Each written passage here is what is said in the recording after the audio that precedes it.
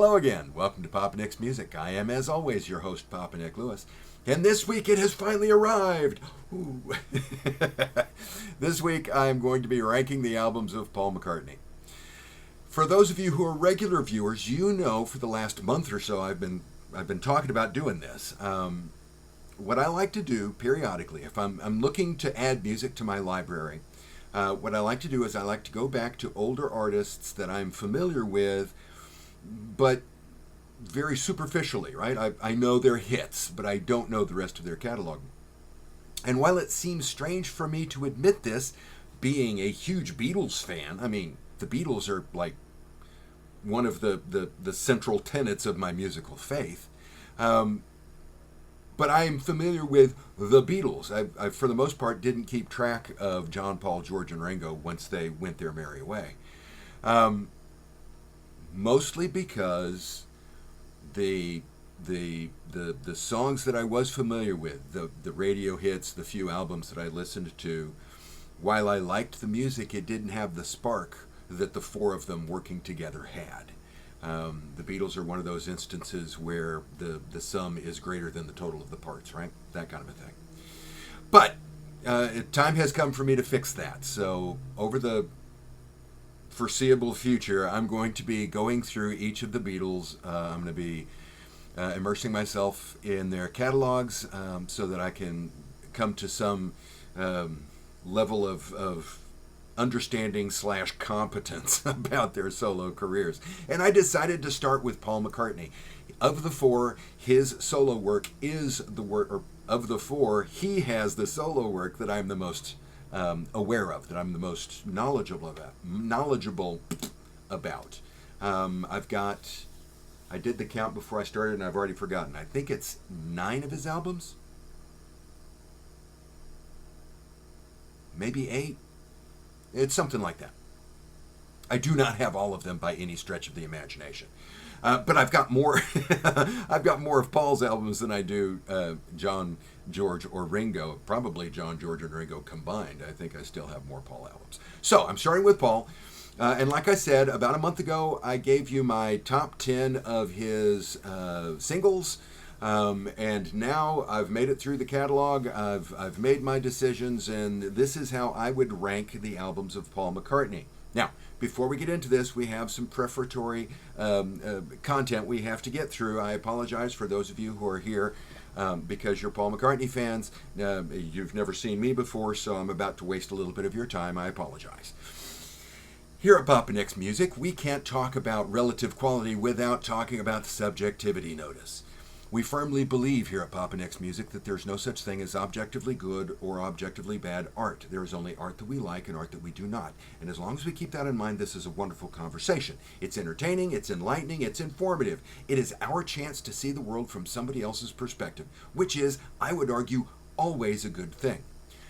As fun as the conversation is, though, it goes off the rails real quick as soon as somebody in the conversation insists on being seen as objectively right.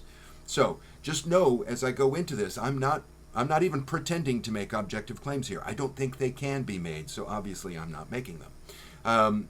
This is not my attempt to squelch any sort of disagreement or anything like that. If I make a call in here that you disagree with, and if you are a tried and true Paul McCartney fan, there are going to be some calls in here that I make that you are going to disagree with.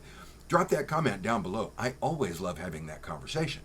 Just avoid framing your point using the language of objectivity. You cannot say that album A is objectively better than album B.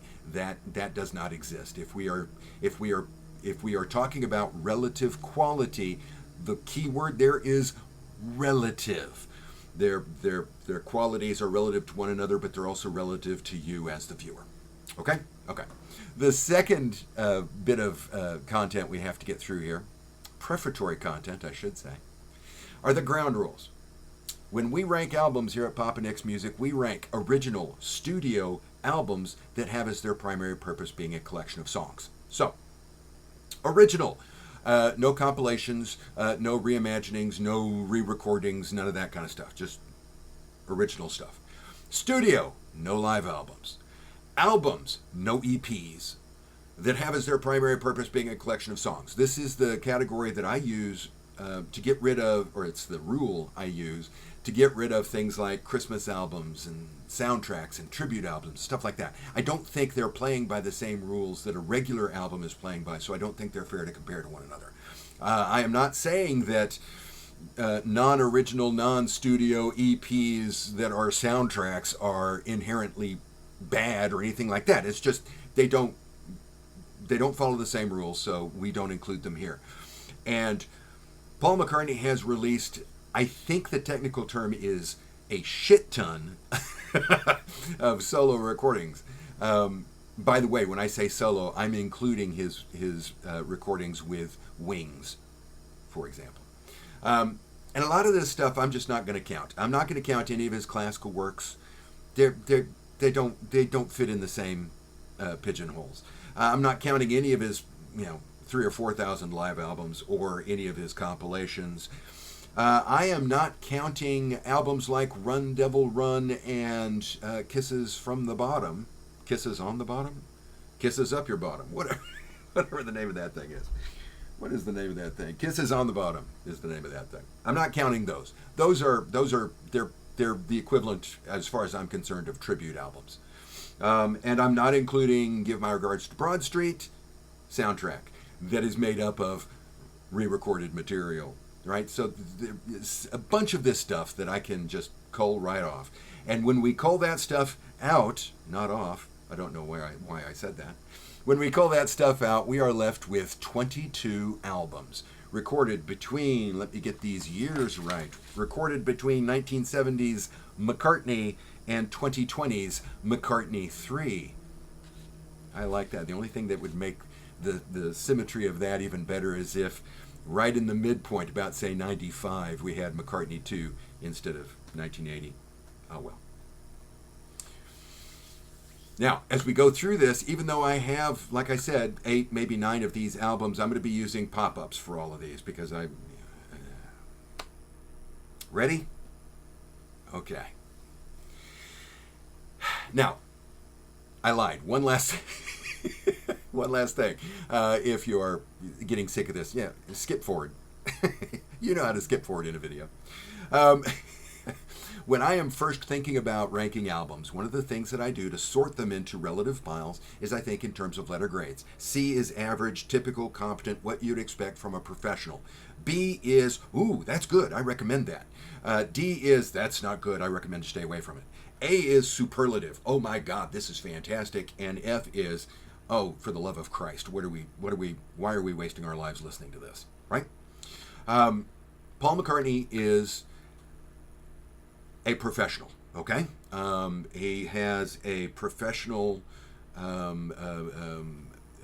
perspective on what he is doing. He does not release subpar work.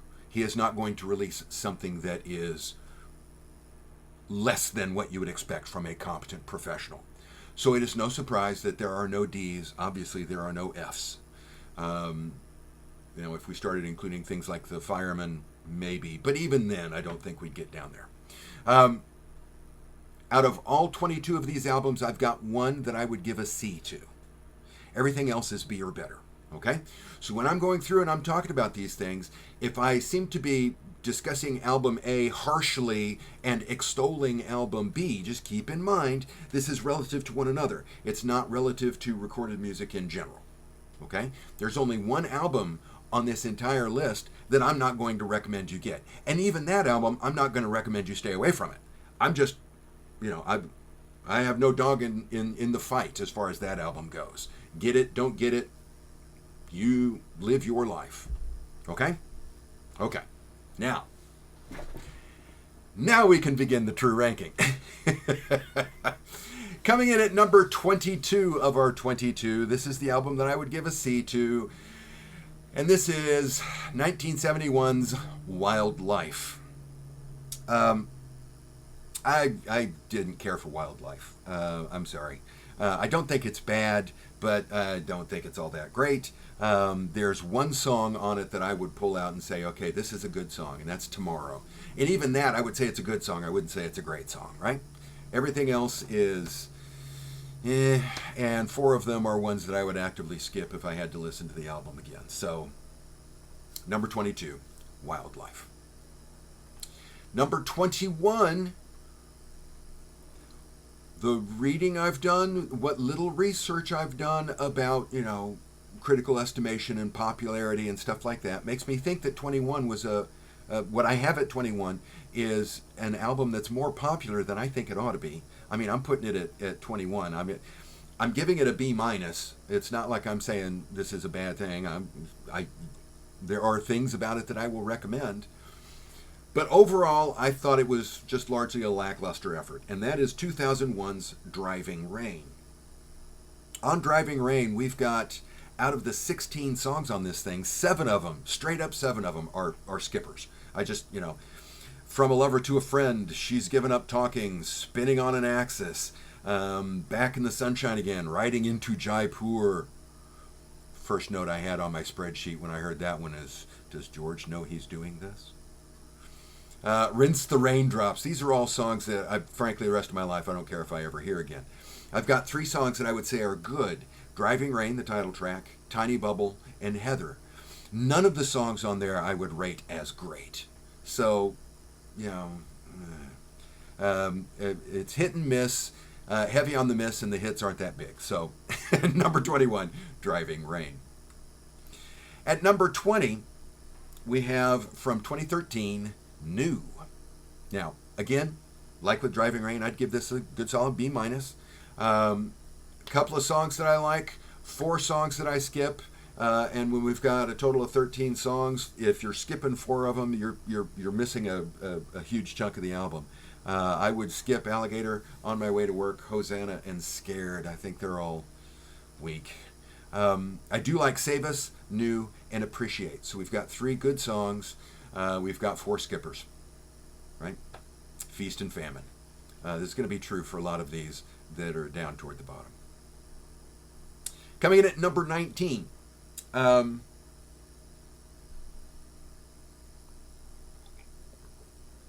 Green tea.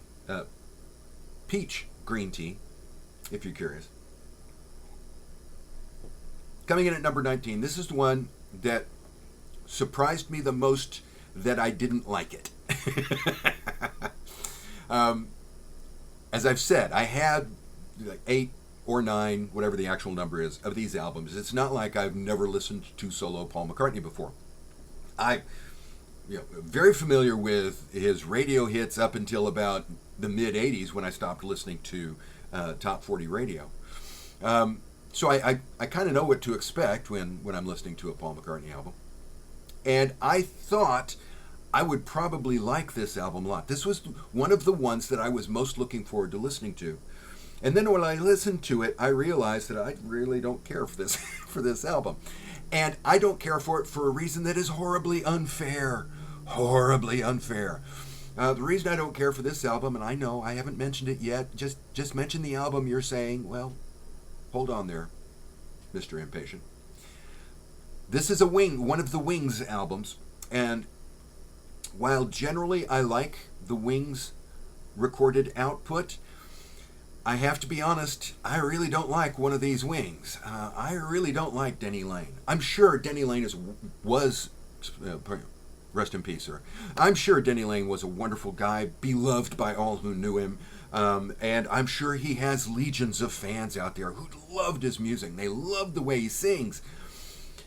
I do not. I do not care for his songs. I do not care for his voice.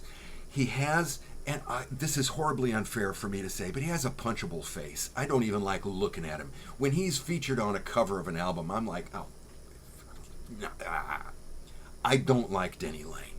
Denny Laine's presence on an album is an automatic drag on that album. I've mentioned before, my general process for doing these things is I print off a spreadsheet so that as I'm listening, I can make notes track by track by track. And when I got to the Denny Laine Wings years, one of the notes that creeps up, that crops up with regularity is just the quick annotation DFL for Denny fucking Laine. I do not like Denny Laine. And Denny Laine features prominently on 1976's Wings at the Speed of Sound. The Note You Never Wrote, Wino Junko, Time to Hide, Must Do Something About It, all Denny Laine songs, and all just make me want to put my head in a blender. Cook of the House and Warm and Beautiful are the other skippers. I've got 6 songs on this album that I do not ever want to have to listen to again, and it's only an 11-song album. So, yeah. Coming in at number 19, we've got Wings at the Speed of Sound. We have a few good songs on here, She's My Baby, Sand Fairy Ann. We have 2 excellent songs, the singles, Let 'Em In and Silly Love Songs, and I still think Silly Love Songs is a masterwork, but it's a masterwork that's going to make me buy a compilation. It's not going to make me buy a copy of Wings at the Speed of Sound. Coming in at number 18. We're still in the Wings era here. Not much in the way of Denny fucking Laine is the problem here. It's just the problem here is the songs to me are a little on the boring side. Coming in at number 18, we have 1973's Red Rose Speedway. We've got one A song on here. Great song, and that is the radio hit My Love. We have 2 good songs, Big Barn Bed and Little Lamb Dragonfly. We only have 3 skippers, One More Kiss, Loop, First Indian on the Moon, which I didn't like as soon as I saw Indian in the title. And then medley. And I had a bit of a time because the medley comprises, 4 songs? And I'm thinking to myself, wait, do I count this as 1 or do I count it as 4? It's on the track list as 1, so I counted it as 1. But yeah, that medley at the end, that's dragging this whole thing down. Red Rose Speedway, number 18. At number 17, okay, we're out of the Wings era now. We're in 1982. It's time for Tug of War. Tug of War. Tug of War had 2 big hits, Take It Away and Ebony and Ivory. Take It Away, I think, is a great song. I'd give that song an A. Ebony and Ivory, I think, is an okay song. I'd give it a B. We do have another A song on there, Here Today, his John Lennon song. I like that one. We've got a couple other B songs, Get It and Dress Me Up as a Robber. I like both of those songs. We've only got 3 skippers. What's That You're Doing, The Pound is Sinking, and Be What You See. So that's a fairly decent balance. Okay, yeah, we're still in B- territory, but we're starting to get up to, albums that I'm going to be a little bit more enthusiastic about. So 1982, Tug of War is number 17. At number 16, let me count real quick, 1, 2, 3, 4, 5 albums in the entire ranking that do not have any A songs. That's the column on my spreadsheet, A songs. I've got skip songs, B songs, and A songs. Skip songs, obviously, those are the ones I skip. B songs, those are good. A songs are excellent, right? Previous albums that don't have any A-level songs were Wildlife, Driving Rain, and New. No A-level songs on those. Here at 16, we've got our 4th no A-level songs, and that is 2018's Egypt Station. Now, it's not that I hate Egypt Station. I mean, I've 16 out of 22. It's not like a bottom feeder. But first off, there's no A-level songs on it. There are no songs on this that I think to myself, if I'm making an anthology of songs that show why I love Paul McCartney, I'm not going to pick any songs off of this album. Because if I'm doing that kind of an anthology, it's going to be A-level songs that are making up that playlist. I've got 1, 2, 3, 4 B-level songs. I Don't Know, Come On To Me, Who Cares, and Dominoes. The problem is I've got 5 tracks that I would skip on here. Now, to be fair, 2 of those 5 are not really tracks. That's Opening Station and Station 2, the soundscape, train station stuff that he's trying to create that he's using to bookend the album. And I'd skip over that. What the hell am I listening to this for? But For You, oh, come on, man. Confidant and People Want Peace. Oh, people may want peace, but I don't think people want this song. So, yeah, Egypt Station, we're getting better, but it's still, it's nothing to write home about, I don't think.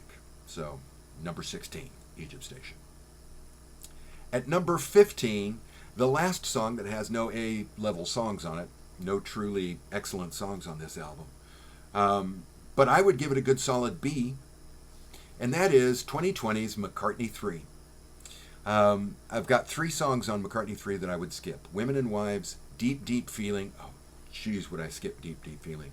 And Deep Down. But Long-Tailed Winterbird, man, I like that one. Find My Way, Seize the Day, Winterbird, When Winter Comes. These are good songs. None of them are like excellent, but they're good. So we've got the number of good songs is now compensating for the number of skippers as we're moving up the rankings a bit. So number 14, McCartney III. Or number 15, excuse me. Number 14, we have from 2007, Memory Almost Full. It's a McCartney album. So from, up toward the top of the list down, there's going to be skippers on there.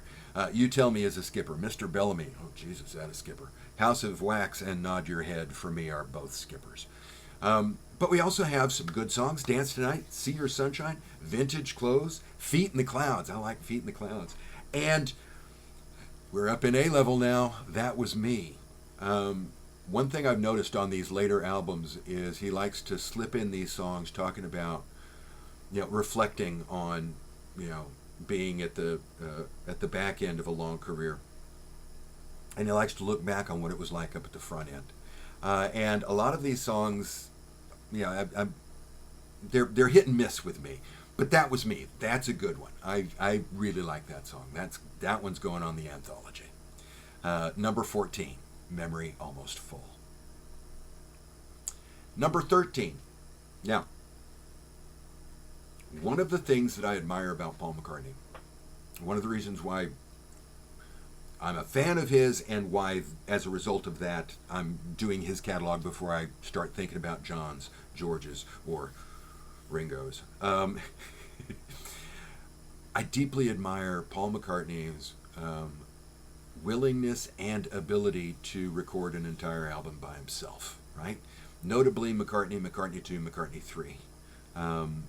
But he does that through most of this. There's going to be at least one song on any given album that's just McCartney. He's locked himself into the room and he's playing everything, and I really like that.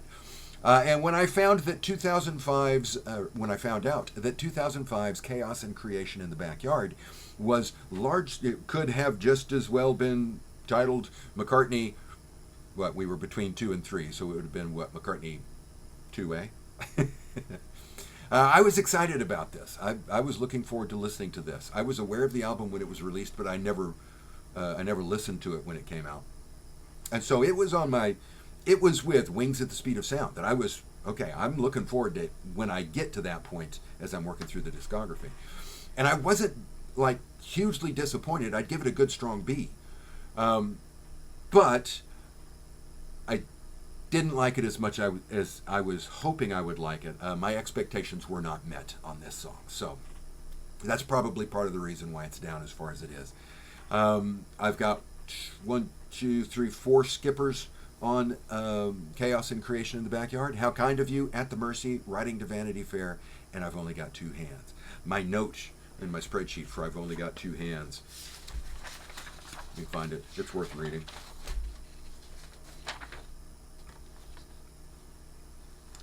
The epitome of the bonus track, as in, we recorded it and it shouldn't be on the album, but here it is. Yeah, I've Only Got 2 Hands. I really like the title, but yeah. We have on the other, to balance that out, we've got 5 good songs. Fine Line, English Tea, Too Much Rain, Promised You Girl, and This Never Happened Before. And we've got one excellent song, Friends to Go. I love that song. That's a fantastic song. So we've got a rock solid winner in the lineup, and we've got more songs that I like than songs that I would skip. So yeah, we've got a good solid B here. I'm recommending you get a copy of it, and it's coming in at number 13, Chaos and Creation in the Backyard. At number 12. At number 12, we've got 1993's Off the Ground.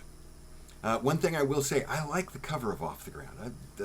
I like that. I like the way that the number of legs evenly divides the numbers of the letters of the name Paul McCartney. Off the ground, so their feet are dangling. I like everything about this album cover, which has abso-fucking-lutely nothing to do with whether or not I like the album. Just thought I'd point it out. We've got 4 songs on here that I would skip: Golden Earth Girl, The Lovers That Never Were, Wine Dark, Open Sea, and Come On People.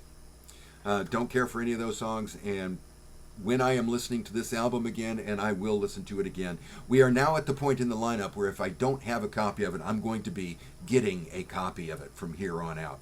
I'm not going to waste my time to track down a copy of Driving Rain, or of Wildlife, or Wings at the Speed of Sound. But like Memory Almost Full on, I actually want to have copies of these. I just haven't gotten them yet. So I'm gonna get a copy of Off the Ground, and I'm gonna get that copy because we've got some good stuff on here. We have the B-level songs. You like that segue there? Getting myself back on track? Ooh, I'm a professional. We've got some B-level songs on here. Looking for Changes, Hope of Deliverance, Biker Like an Icon, Get Out of My Way. I like all of those songs. We also have 2 A-level songs, Off the Ground, the title track, and Peace in the Neighborhood. Really like both of those songs. Overall, I'd give it a B. It's edging out Chaos and Creation because we've got that extra A-level song here. Off the Ground is number 12. Okay. Number 11. Number 11 is like Chaos and Creation, like Wings at the Speed of Sound. There were a few of these albums that I was thinking, okay, I'm looking forward to this. I'm kind of surprised I missed it when it came out the first time, and I was looking forward to it. This is the album that has one of the singles that I ranked in my top 10 about a month ago. And it's on the basis of that single, the affection I have for that single, that made me want to listen to the album. It was, in fact, my desire to listen to this album that actually started me on the process of doing this whole project. So my hopes were high when it came to 1978's London Town. Even with Denny fucking Lane on the corner. I mean, punchable face. My hopes were high for this one. And part of the reasons why my hopes were dashed a little bit, I mean, I'm giving it a B. I'm going to buy a copy of this thing. But we've got Children, and Deliver Your Children, oh, Jesus. DFL. We've got Famous Groupies, which, oh, no, thank you. Don't Let It Bring You Down, and Morse Moose and the Grey Goose. I can go the rest of my life without hearing either one of those again. So we've got a solid, third of the album here, 5 out of the 14 tracks that are just, I'm never going to listen to these again. But on the other side, balancing that out, we've got the good stuff. Cafe on the Left Bank, I'm Carrying, Girlfriend, Name and Address. And then we've got the spectacular. With a Little Luck, which I've already mentioned, is the single that I rated in my top 10. And London Town, despite the fact that it was co-written by Denny fucking Lane. I love those 2 songs. And based on the love I have for those 2 and the overall quality of the good ones, I am going to get a copy of London Town. But I couldn't muster enough affection for it to get it up into the top 10. And now we're at the top 10. Coming in at number 10, from 1980, we have McCartney II. Now, I mentioned when I did my top 10 singles video 7 years ago, whenever the hell that was. When I did that video, I mentioned that I started listening to Paul McCartney's solo stuff when I was in college. Even I had grown up listening to it, but I didn't have copies of the albums, and I was mostly familiar with radio hits. I didn't start actively buying copies of his albums, of his back catalog, until I hit college. And I mentioned in that video that McCartney II was the first Paul McCartney album that I bought when it was a new release. And so it's got a place in my heart. It's one of those albums that I look back on it, and I always think that I like it more than I actually do. I think, oh yeah, I really like that album, and then I listen to it and I realize, oh yeah, except I'm not taking into account the shit that I skip over. And we've got a block on side 2 of this thing that is just ghastly. Front Parlor, Summer's Day Song, and Frozen Jap. God, I feel awkward just saying that one. That block is, it is a huge block in the drain pipe. Yeah, it's clogging up the septic system here. If we could somehow just pretend that isn't there, oh man, McCartney II rockets up, because I really like the rest of it. I've got, I would say B songs are Temporary Secretary, which is goofy and stupid, but I like the bounciness of it. On the Way, Waterfalls, Nobody Knows, and One of These Days. And it's got the stellar A-level song Coming Up. I love Coming Up. I've talked about that 3 decades ago when I did that first video. But it's when I listen to it that I remember, oh yeah, we got that wad of crap on side 2. That wad of crap has to pull the album down a little bit. So coming in at number 10, McCartney II. Coming in at number 9.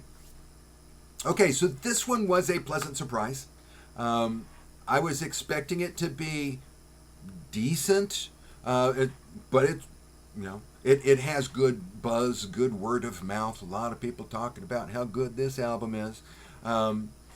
Most importantly, as far as I'm concerned, it's an album with 14 tracks, and there is one skipper on this album, which means I've got 13 of the 14 tracks that I think range from competent, professionally done to superlative, right? C, B, and A.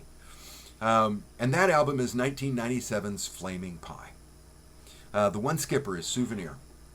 I've got 1, 2, 3, 4, 5, I think. The song we were singing, The World Tonight, Young Boy, Flaming Pie, and Beautiful Night. Those are my B-level songs. I would give an A to Great Day. I really like Great Day. So we've got 6 of the 14 songs that are B or better. We've only got one that's a skipper. That is a good ratio. So number 9, we have Flaming Pie.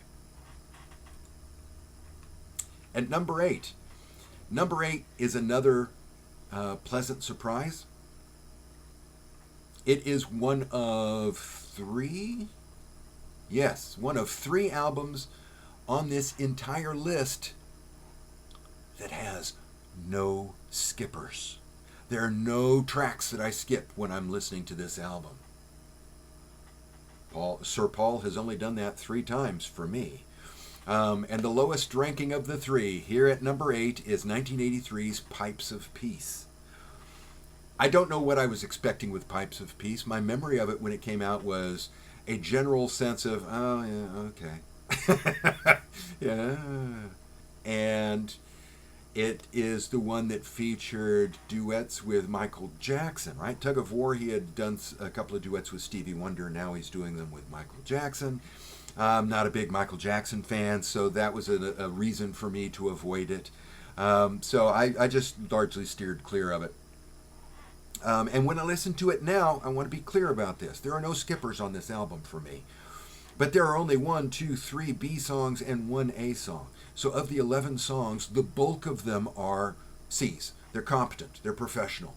This is a good album for me to have as background music.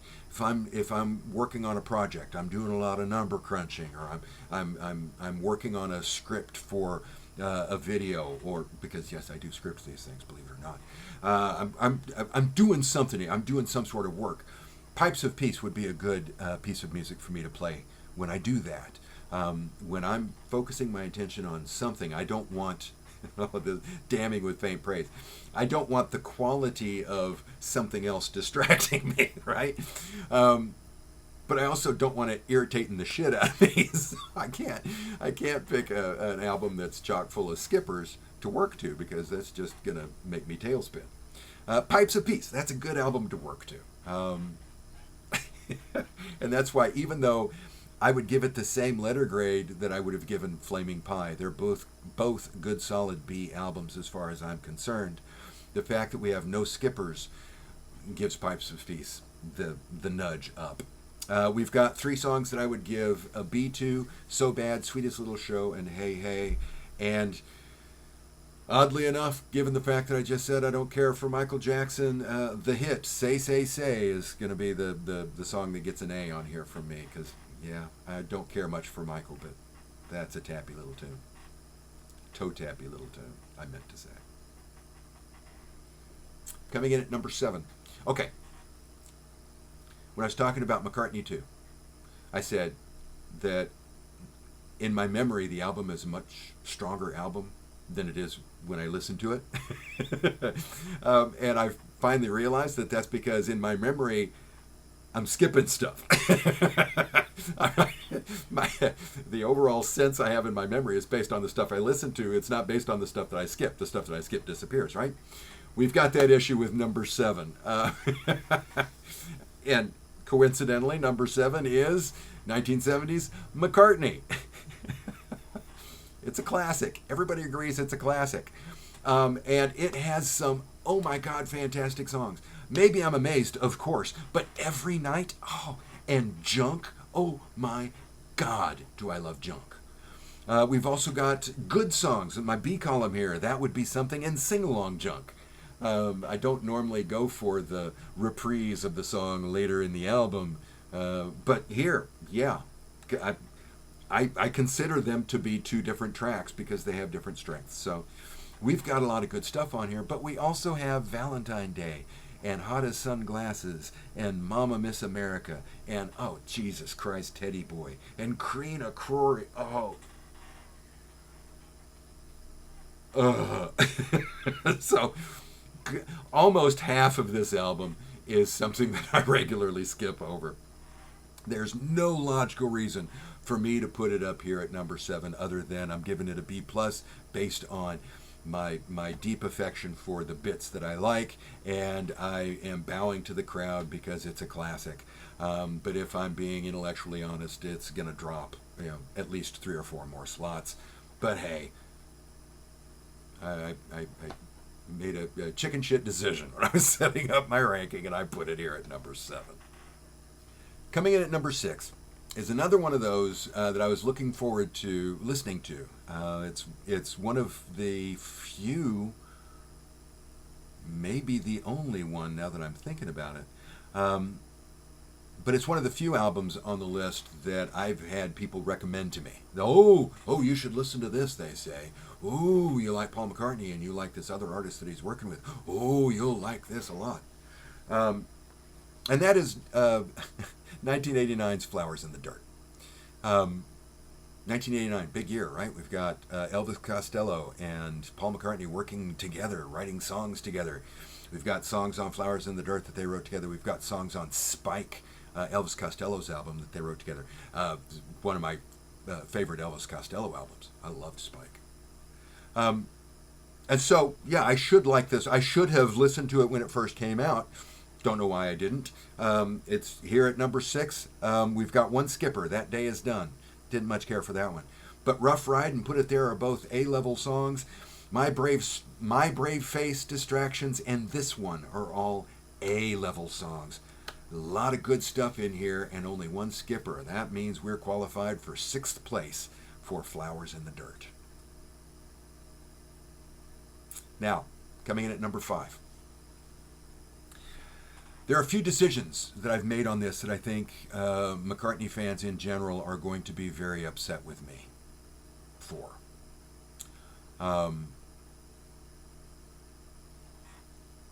Having McCartney down at 7 and having the gall to identify so many of the songs on McCartney as skippers, for example. So I think I'm going to get some pushback on this. But I'm expecting this next decision to be almost half of the the total combined pushback I received. And it's only going to be outdone by one that I've got up a little bit higher. Most McCartney fans are going to look at this. They're going to say, you have what at number 5? Number 5 out of 22? Number 5 above Flowers in the Dirt? Above McCartney? Above Flaming Pie? You would put 1986's Press to Play? Are you kidding me? Press to Play, the album that almost destroyed McCartney's solo career, the album that had such a bad public reaction that he decided he needed to take some time and really work on his material and take his act more seriously, when he then followed it up with the much more well-received Flowers in the Dirt. You're telling me you're putting that piece of shit Press to Play at number 5? Yes, I am. And I'm doing this because, number 1, we got a lot of good songs on here. We've got Stranglehold, Good Times Comin', Feel the Sun, Only Love Remains, Move Over Busker, Angry. And the A song on here, the single, Press, I really like that song. More importantly than that, I've mentioned before, there are only 3 albums, in the entire McCartney catalog that don't have a skipper for me. Press to Play is one of them. I shouldn't rate it highly. I know. It's almost sacrilege. But I like Press to Play. I don't like it as much as the 4 above it, but I like it. It's a good solid B+ to A-. I like Press to Play. Coming in at number 4.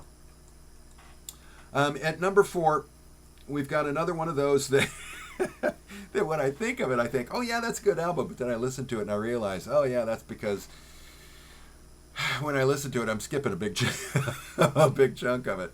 And when I include that big chunk, it dips a little bit. I would have thought that up toward the top, probably not in 1, probably not in 2, but at least at 3, I would have 1971's Ram. But no, I've got it at 4. And I've got it at 4 because Monkberry Moon Delight, Eat at Home, and Long-Haired Lady, I can't with those. We've got Ram On, Dear Boy, and Smile Away that are good songs. We've got Too Many People, Uncle Albert, Admiral Halsey, Heart of the Country, and The Backseat of My Car that are excellent songs. So it's a top-heavy album, but it's got 3 dogs. 3 dogs pulling it down. So, number 4, Ram. Okay, number 3, this is the other half of it. A lot of people are, I think, going to tell me that I'm an idiot for putting Press to Play at number 5. And the only people who aren't telling me I'm an idiot for putting Press to Play at number 5 are instead focusing on how I'm an idiot for putting 1979's Back to the Egg at number 3. Above Ram? Are you kidding me? No, I'm not. I've got one skipper on Back to the Egg, and that is The Broadcast, one of those soundscape piece of shit things that's on side 2. Yeah. But it's got a skipper. But apart from that, I like the rest of this album. I've got solid B songs. We're Open Tonight, Rockester Theme, So Glad to See You Here. I've got solid A songs, Getting Closer, Spin It On, Baby's Request, and of course, Arrow Through Me. That's 7 of the 14 songs. Half of the songs are B's or A's. There's only one that doesn't at least rise to C level. And overall, I like the groove. I like Back to the Egg. It's at number 3. Now, I've gotten to my top 2. And you know the catalog, I'm assuming, if you're watching this far into the video. You know the catalog. You know there's only 2 albums left. And you know what those 2 albums are. And I don't think you're surprised that those 2 albums are up here, because I think most people are putting those 2 albums up front. And it was pretty clear to me when I actually started, looking and counting up the numbers of songs that I skip, for example, and giving each album its own GPA based on the overall relative quality of the songs. I had to do a lot of stuff. I talked, I think it was last week, about having to institute or having to devise a way of looking at two albums that, if one is a new album that you're just now becoming aware of, and one is an older, well-established album, especially if it's been established for 40 plus years, how do you compare those things? And when you're comparing those things, one of the things that I'm doing is I'm going through and I'm looking song by song. I'm grading individual songs, and I'm using that as part of the decision-making process, in addition to the overall subjective sense I have of the album, and in addition to things like how many songs I skip, right? So there are several of these different factors that I'm using, that I was using to rank everything pretty much up to my top five. My top five, that's just based on this. I love these albums. But when I started doing that, and I started applying that thinking to these top two, I realized, I can make an argument either way, and I can legitimately call a tie here, but I'm not going to do it. But here's the situation. I've got one album that I think is objectively better than the other. Okay? Even though I don't use that word around here. That's a dirty word around here. But I think one album is better. I think it's trying to accomplish more. It has a better success rate. I think it's arguably, technically, the better album. But I like that one more. All right, and so what do I make this decision by? The two albums are Band on the Run, Venus and Mars. Band on the Run is I think it's the technically better album. Venus and Mars is the one that I like. And so I'm looking at them and I'm thinking, okay, if I go by grade, I'm giving them both the same grade. They've got an A. If I go by the GPA of each album according to the songs, Venus and Mars has a GPA of 3.0. Band on the Run has a GPA of 3.1. Right? That's close. That's essentially the same grade. I look at the number of skippers each album has. Band on the Run does not have any. Venus and Mars has one. Denny fucking Lane, Spirits of Ancient Egypt. Man, I carve a groove with a penknife on that one just to skip right over it. If I look at the number of A-level songs on Band on the Run, we've got Band on the Run, Jet, Bluebird, Let Me Roll It, 1985. On Venus and Mars, let me adjust my spreadsheet here, we've got Venus and Mars Rock Show, which I'm counting as 2 tracks because they're counted as separate tracks on the label. Magneto and Titanium Man, Call Me Back Again, Listen to What the Man Said. Right? Everything I look at, I think, okay, functionally I've got a tie here. So what do I go by? Do I go by the fact that Band on the Run doesn't have any skippers? That's a good logical argument to make. Do I go by the fact that they both have 5 excellent songs, but when we're looking at just the good songs, Venus and Mars has You Gave Me the Answer, Letting Go, the Venus and Mars reprise. I normally don't go in for the reprises, but I think it's a sufficiently good song and it stands alone. Treat Her Gently, Lonely Old People. So I've got 4 more of the songs that are good. And here's the kicker. On Band on the Run, I don't have any B-level songs. It's either a song that I'm okay listening to it, I'm not going to skip over it. I'm thinking Mrs. Vanderbilt. Or it's excellent. Right? Everything is either a C or an A on Band on the Run. But I got some B's on Venus and Mars. And that was the deciding factor for me. That was the deciding factor for me. So at number 2, I have 1973's Band on the Run. And at number 1, 1975's Venus and Mars. And that's how I rank the albums of Paul McCartney. What do you think? Do you agree? Do you disagree? I know you disagree. How do you disagree? drop that comment down below. I always love hearing from you. If you enjoyed today's video, I'd appreciate it if you'd click the like button. While you're down there clicking, if you've not already done so, go ahead and click the subscribe button. It costs you nothing, but it means the world to me, so I very much appreciate it. If you do subscribe, click the bell for notifications. The YouTube folks care for that. I don't give a shit myself one way or the other, so I don't care. But the YouTube folk seem to think it's important. So if you want to click it, that's cool with me. If you want to leave it unclicked, I lose no sleep. Thanks again for hanging out with me today, and I hope the rest of your day is joyful. See you soon.